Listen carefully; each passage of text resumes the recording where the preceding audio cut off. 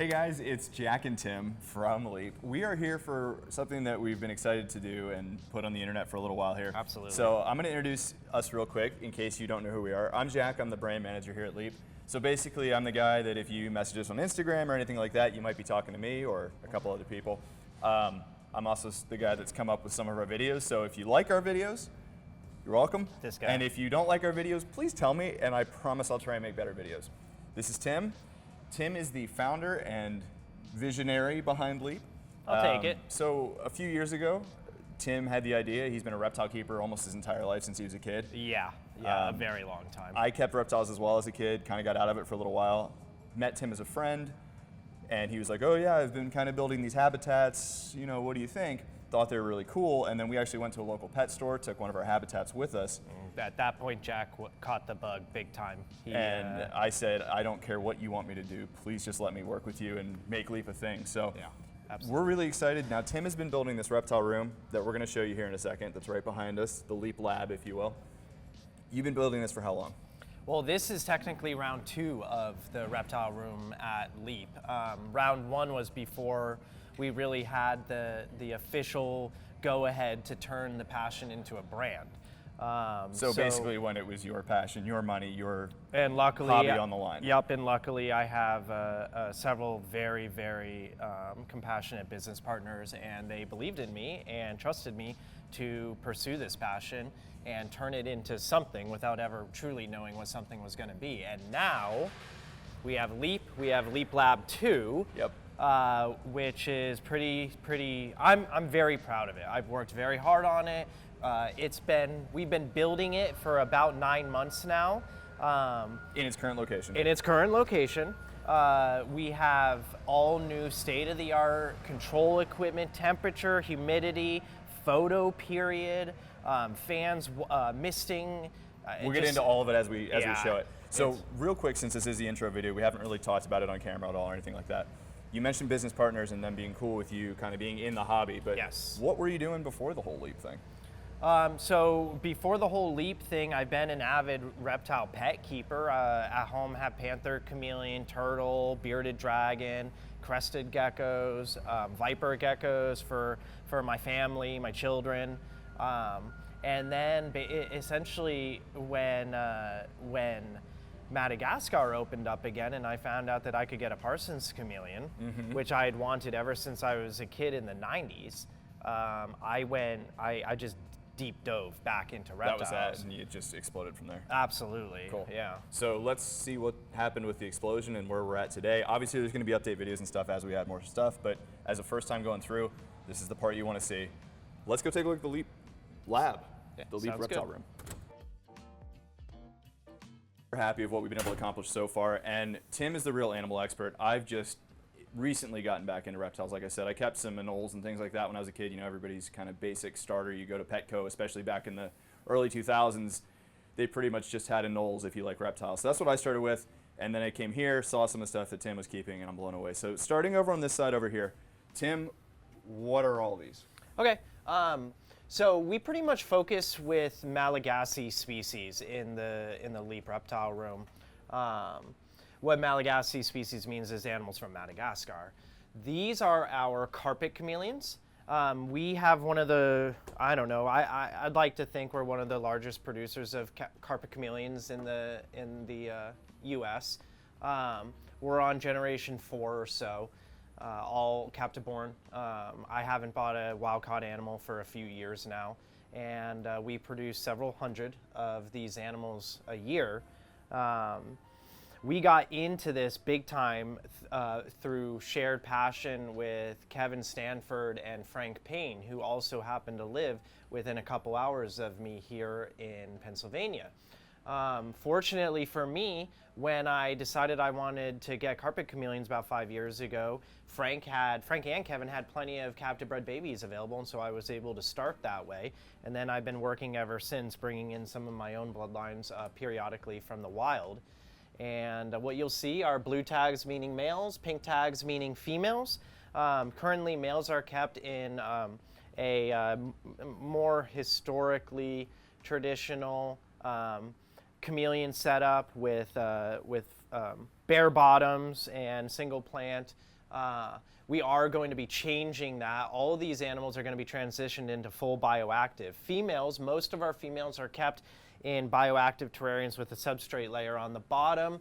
We absolutely prefer that for all of our animals, but just haven't had the time to transfer all of our carpet chameleons into that So setup. that is on the horizon, going to a full bioactive setup with substrate, with planted, with Oh yeah. all the other stuff that we've learned, especially in the past. Yeah, drainage couple layer, years. substrate, top layer, sticks and leaves and things, and plants planted in the actual substrate, real sticks, and a much more natural environment that we're really looking forward to. So Tim, give me one of your favorite ones here. Obviously, there's a reason that you love these chameleons. Show me one that you love and tell me why you love her. I'll find one of my favorites. Just because he's my favorite doesn't mean that I'm his favorite. So don't expect him not to try and bite me.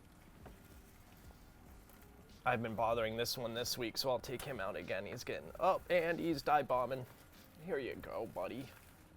So carpet chameleons. Yeah, Carpet he's really chameleons. happy to see you. Yeah, he'll calm down. Carpet chameleons are absolutely beautiful animals. They're small. They can exist very happily in small terrariums. They color up just like that. You can see before God, your look at eyes. this. He went from green to absolutely turquoise, positively turquoise. Beautiful. I love them because you can keep them in small terrariums, and I don't mean tiny. In appropriate sized terrarium, but a 18 by 18 by 24 inch glass terrarium is a wonderful size for a pet carpet. Or leap habitat, obviously. Yep. And our leaf habitat, the best size is I would suggest our 22 by 15 by 24. I'm sorry, 22 by 7. They're all 17 inches deep, but 22 wide, 17 deep, and 24 tall. And if you're a more professional keeper and you have more animals in space is more of a concern, then I would consider the 15-inch wide series. So it'd be a 15 by 17 by 24. Because they do like the height. They like the height, but honestly, the width matters more. These cages, I would argue, are too narrow to give them the amount of climbing room. And you plan on changing these out and changing it around? And they've been fine. Sure. These animals always... I mean, you've had breeding success. They've tremendous breeding and health success. Yeah. I mean, we've produced many animals over the last few years. How many do you think you've bred total of the carpets? I think we've probably produced 500 or so. Wow. In 3 to 5 years? Yeah, somewhere around So like there. 100 a year? Yeah, about. I mean, this year we did over 200, so I mean, we're getting better in terms of our efficiency. Very cool. But you Beautiful can animal. see, absolutely beautiful animal. The males are not as beautiful as the females, which says a lot to the beauty of the females. Because look at this guy. I'm sure if you check our Instagram, also Leap.Kelsey has always been posting some amazing photos. Kelsey, our animal husbandry specialist. I'm not going to take any of the credit for husbandry in this room. Kelsey does all of it. I consider myself more of like a curator and subject matter expert, but Kelsey's the one who comes in here and is working with the animals directly, clean the cages, feeding them, etc. And her and I work together on the parameters, the supplements, the frequency of certain chores, etc. Sure. This is a laboratory. There are standard work procedures and how we do everything. So what do we have? See, these are all carpet chameleons. These whole 2 racks. These are our adult carpet chameleons. We keep about I don't know, maybe 12 back every 12 males, or 8 males, 8 females, and then we breed next generation with that. Then these are baby cages. So we've got all these actually they're all the way up here, starting here, babies. Some of them have 2 babies in a cage. So, I don't know, this is what, 8 times 5, 40 baby carpet chameleons. Whew. If you come over here, you can see a little cutie. Oh, look at him. Off to the right. He's above. Up on top. Yeah, right there.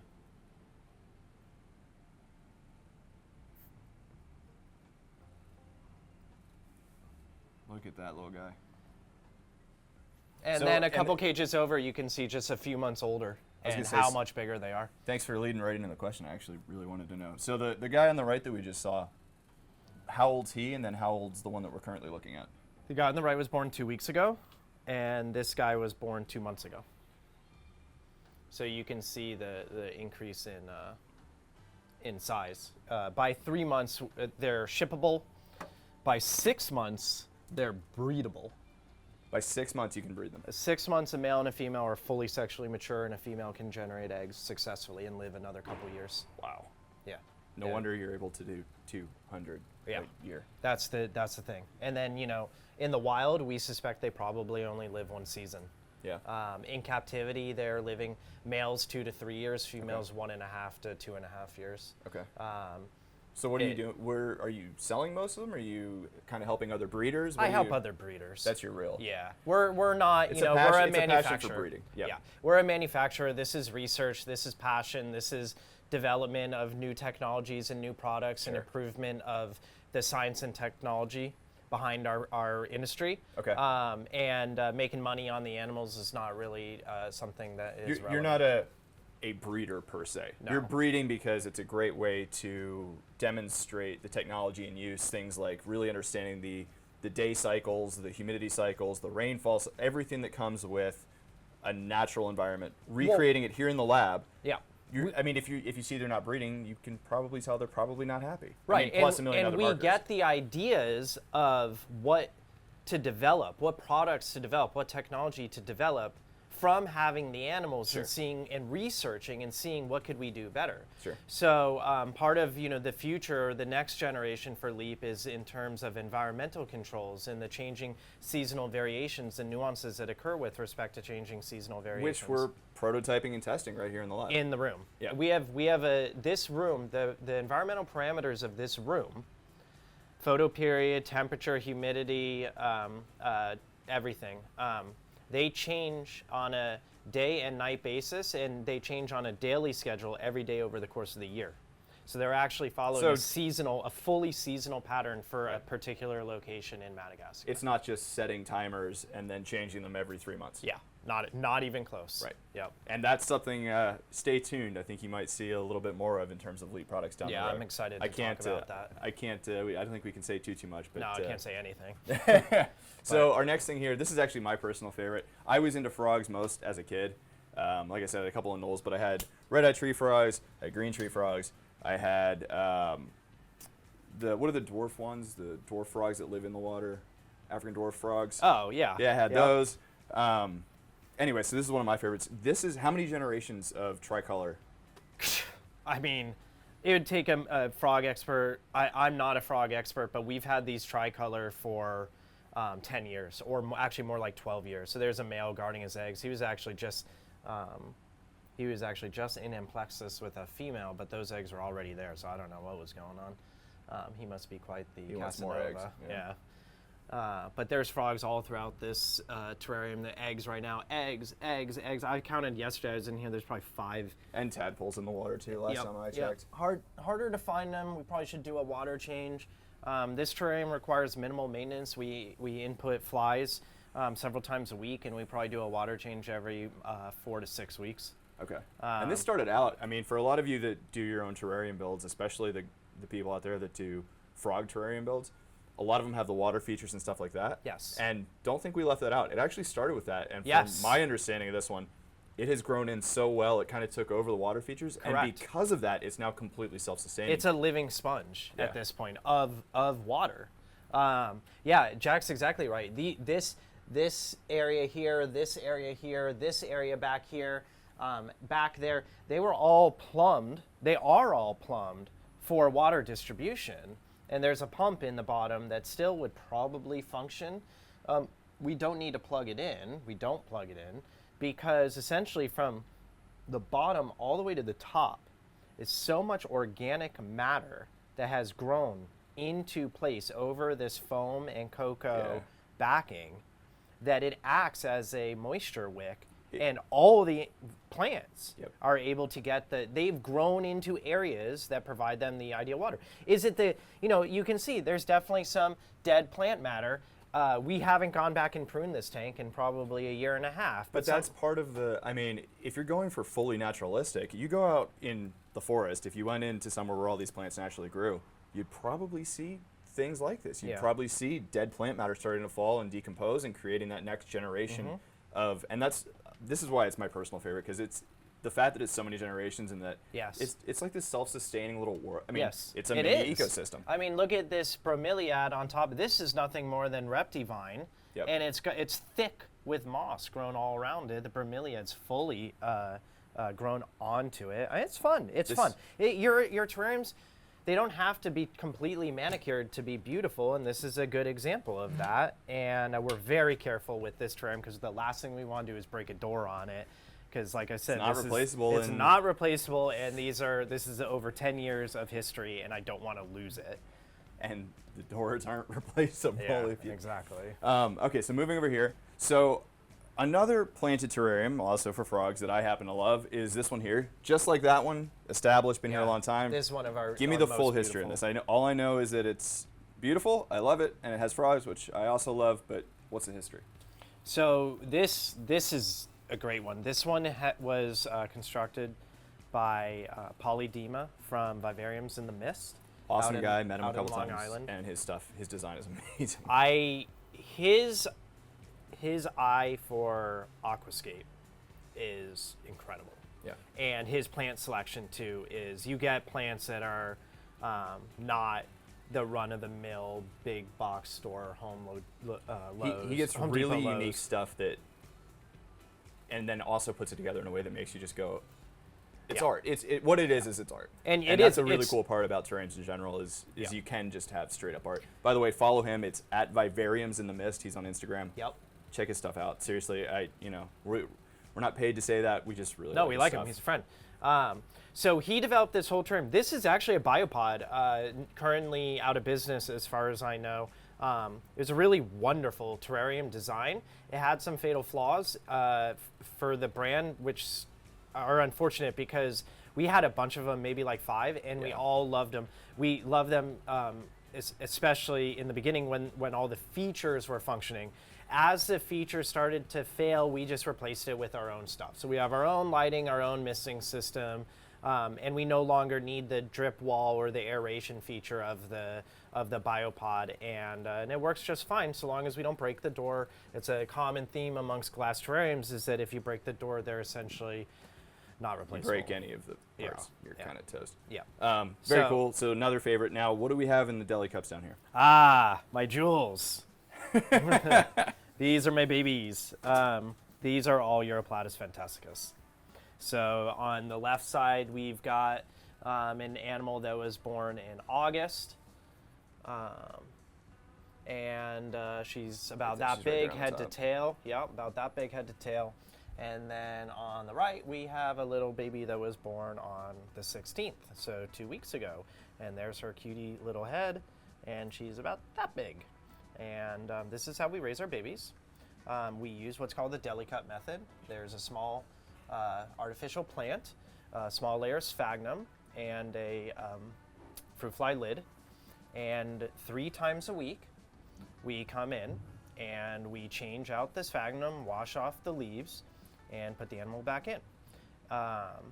The moisture that is sprayed into the cup at the time of changeover is the only misting that occurs. Okay. And by doing it 3 days a week, we're able to maintain an ideal humidity level. And it obviously starts off a little more humid, and then over the next couple days, it diminishes. We found that this schedule, and we're always tweaking 2 days a week, 3 days a week, but we found that this schedule has 100% success rate. And the only time we lose a Fantascus is an unhealthy baby that that was not going to survive in the first place and will die within the first couple days. And that only happens maybe twice a year at most. The babies are wonderful. And then before long, they are growing up into subadults, and we put them in different caging, and we'll show you that. We'll show you that as well. Okay, so you keep saying you're Fantasticus. Mm-hmm. What's the common name? What do people maybe know The this as? Satanic leaf-tailed gecko. The most metal of all geckos. The of most course. metal. They started calling them that in the late 2000s, and I've been into them since the mid 90s. And so, like, I've just always called them fants, and a lot of people still just call them fants. Now but we're they gonna- are commonly called the Satanic leaf-tailed gecko. We're gonna look at a lot more. Maybe if we're lucky, Tim will pull one or two out and show us his babies. Absolutely, I would love to. But if I want to go get one of these, Yes. because I know you're probably not gonna sell me one. No, you can't have one. Nobody can. They're my jewels. I mean, like, you know, look, this is So- a passion thing. We're gonna do a fan video later, and I'm gonna do everything in my power to convince you to do maybe a giveaway of one of your fans. You're gonna have to take me to a bar to get me to agree to that one. So you're saying there's a chance. Keep an eye out for a fan video. I'm going to do everything in my power to convince Tim to give away one of his beautiful fans. To one lucky viewer, we'll find some way to do it. But I'm going to do it.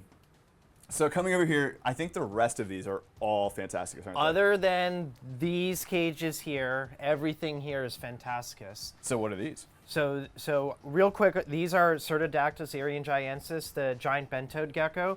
We have a long-term pair that we've had for quite a while, and we just recently found a baby in situ that had hatched and an egg. So it looks like our girl is laying one egg clutches. So we found the sibling, the living sibling, and the egg. Can we see? Too hard to pull them out of the enclosure. They're quite the volatile little geckos, and they tend to bite and scream and scratch. So I'm not going to stick my hands in there. But I would be happy to show you my long-term, advanced level passion project, which is first for Wilsii, commonly referred to as the Canopy chameleon, which since the 90s I have been researching and adoring. And when chameleons started coming in, when all the chameleons started coming in again about 5 years ago from Madagascar, I had the opportunity to get some, and I've been working with them ever since. The project is a tearful one. It is not an easy species, but we have developed a husbandry routine and care protocol that is working really well. And we did achieve captive breeding. We did achieve egg laying. We did achieve successful incubation and hatching, but the incubation just seemed wrong. It went on for way too long, and most of the animals did not make it that hatched. However, two did. And we have two female Wilsii that we can show you. But here, this is our male, our female, and quite truthfully, they're really hard to see. I'm definitely not Male's going. right there in the front. Yep. I'm definitely not going to. Here, I can show you a male. Boop. Very beautiful, delicate little animal. Now, I don't want to toot our own horn too much, but it's, I think, since you moved them into these that you've had successful breeding. Yeah, they've actually, the Wilsii collection has always been in prototype leap cages. So these are, by the way, prototype Yep. leap habitats. Yep. Complete with our liner and substrate on the bottom. And you kind of downplayed it a little bit. You know, you're obviously excited that you were able to breed them, but from what you've told me, and if anybody out there would like to say differently, I think you're the only person that's ever actually successfully bred them in captivity. No, so there have been numerous people that have successfully bred them, and I have spoken firsthand to people who have successfully gotten eggs and incubated eggs and hatched eggs. But the only person that I was able to speak with that could demonstrate that he had firsthand knowledge, as in it was him and it's not just maybe a friend of his, which Sure. in those secondhand knowledge cases, I believe it is true, but I just can't know the details because it's secondhand. The one gentleman who I spoke with that had the firsthand knowledge of having done it himself actually had the exact same experience as me, which is that the eggs took 2 years to hatch and were almost exclusively females. Okay. Interesting. I don't know if our eggs were exclusively females because only two survived past a week. And the two that did survive, obviously they are both female, but they were totally different from the Wilsii shooting out a fly, and he got it. They love flies. We feed them flies as a treat and kind of mental stimulation. But anyway, so the two that we had, they behaved different from hatching. They were much more active than all the other Sure. babies, and it was clear that they looked like they were winners. And they continued to grow, So- albeit slowly, but they are continuing to grow. I think if anybody out there knows this species, has had any luck with them, Please get in touch. If you haven't, seriously, leave a comment in the video Yeah. or find any way to get in contact with us, because I know this is Tim's big time passion Yeah. project, and you would totally make his day. Yeah, this is my commitment to the future of a species. You know, they're not common in the wild. They don't come in large numbers. I would like to just figure out what it is so that others can share in the beauty of this species. So they're never going to be a panther chameleon or a huge pet chameleon, but that doesn't mean that we can't be successful in their captive sustainability. And they're still a beautiful chameleon species. Absolutely. And very unique. And the females are stunning, which I couldn't show you today. So moving on to what you mentioned earlier, we saw the babies. What do we have here? So these are 2.5 gallons used to hold single subadult or even adult fants. They're all densely planted, bioactive. Some of these cages are on the stage where they need to have a substrate change and a replanting. And others are younger terrariums that are doing quite well. Like Jack and I have discussed in the past, substrate and bioactive, it's not a set it and forget it. It requires maintenance. The critters might be responsible for eating a lot of the poop, but that doesn't mean that the substrate itself is always its healthiest for the plants and the critters. So fertilizers, subsequent inoculations of critters and healthy bacteria and fungus is all essential, as is just an overall substrate exchange where you take out some of your substrate, put new substrate in. So can you show us a beautiful example? Yes, of one of I these? would like to show you this male who is an absolute gem. He's got bluish mold spots, he's got leaf veining, he is just spectacular. I cannot believe, and every time I look at these, every time I come in the reptile room and take a look, just how much like a leaf I know. they look. And to those who don't know, during the day, a Fantascus is fired down. And so its color pattern is always going to be more in the leaf tones, tans, browns. At night, the contrast, I'm going to get him back because he is looking like he's active now. At night, the contrast increases tremendously, and some of those browns will turn into blacks and dark chocolates, and they just look spectacular. And so that's the difference between a fired up and a fired down fan. But even fired down, Well, fans are spectacular. During the day, they're not as active, right? I mean, They're completely asleep. completely nocturnal. I've had So- fans that I lift up off the ground, and I'm like, "Are you dead or are you asleep?" And it's like, "Oh, nope, he was completely asleep." So that's probably, I mean, is that why they fire down during the day? So they look much more like a Natural. just a leaf hanging out? Yep. In fact, if you show on here, David, they sleep in not exactly what I would call a comfortable position, but Yeah, they over do on the try wall. and blend in just as if they were a leaf. Yep. So while it may look uncomfortable to us, we'd rather sleep on a nice pillow. They are happy to be on a stick and look exactly like their surrounding environment. And this is a terrarium, to speak back to what I was saying about maintenance in your terrariums. This terrarium, the one that you just videoed, the plants actually appear to have some scale on them, which, as any of us hobbyists with plants know, it's not exactly correctable. So that terrarium will get gutted, new plants.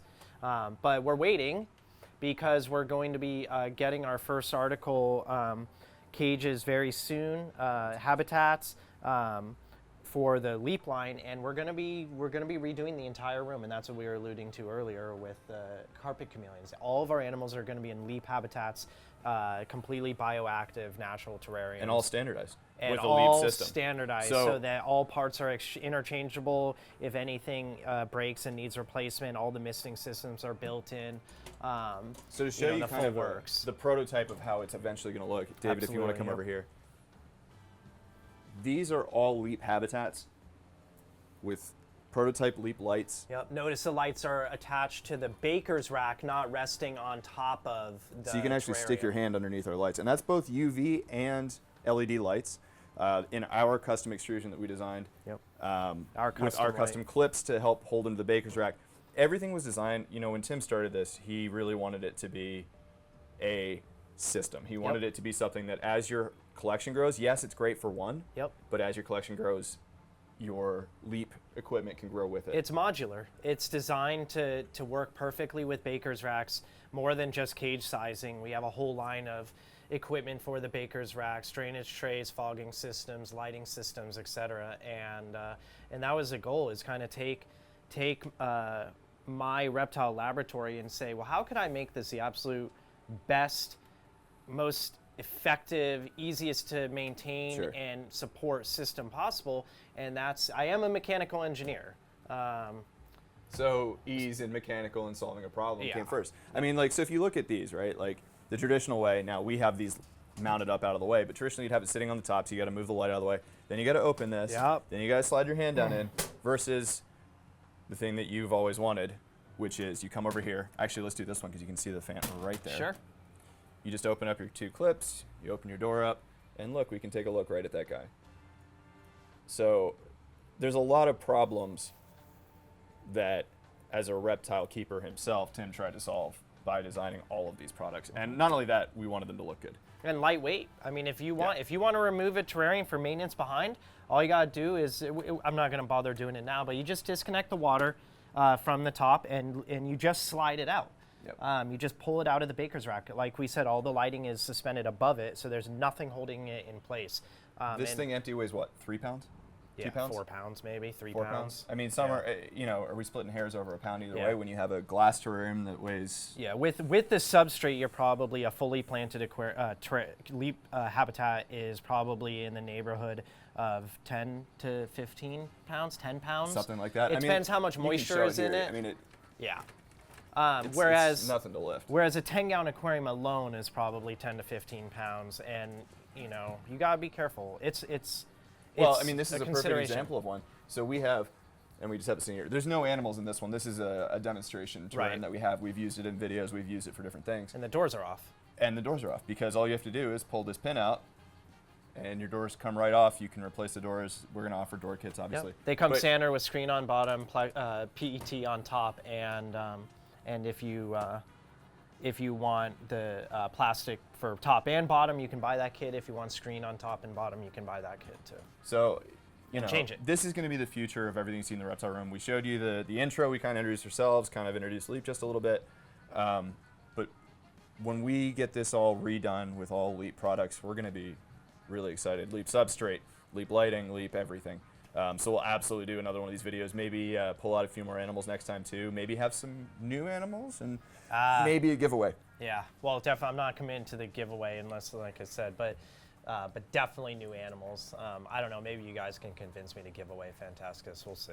But we also have some new Wilsey eyes coming in. We have some new Wilsey eyes. So we'll be showing those in a video. That'll be a separate video just like this in the reptile room. We got to do a short-term setup of as many cages, as many habitats as we possibly can to get together for the Wilsey eyes that are coming in. And we're going to work hard on that over the next week or two, and we're going to make a video of that, so we'll be able to show you. I think. And I just want to be clear. He's complaining about giving away one of his fans to our viewers. Don't even go there. How many are in there? How many eggs do we have currently, Tim? I don't know, 25. Oh, how many? 25. 25 eggs. So anyway, stay tuned. Watch Tim's Fantasticus video, and I'm going to keep working to make sure one of you gets one of these really, really cool geckos to have in your home yourself. Anyway, hopefully you like checking out the reptile room. We'll be updating you with some more stuff on it as we go. Yep. Follow us, please, to keep in touch. We want, we're going to be doing stuff like this all the time. So in order to know when it's going to happen, you're going to need to go to our YouTube. You're going to need to go follow us on Instagram. And more than just that, I mean, a big part of everything in reptile keeping, from what I've seen just in my short time back in it, it's a community. Absolutely. And not, yeah, we've got a big fancy Leap lab with some species that are pretty unique and you're pretty proud of.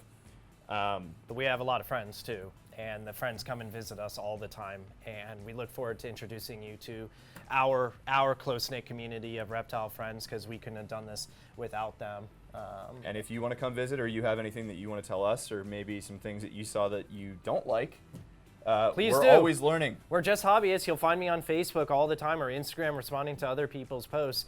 Hey, we're hobbyists. Tell me what I'm doing wrong. Tell me what I'm doing right. I need to know, because how else am I going to change it? how else are we going to get better? So anyway, thanks so much for watching, and like Tim said, like and subscribe. We'll talk to you soon. Thanks so much. Thank you.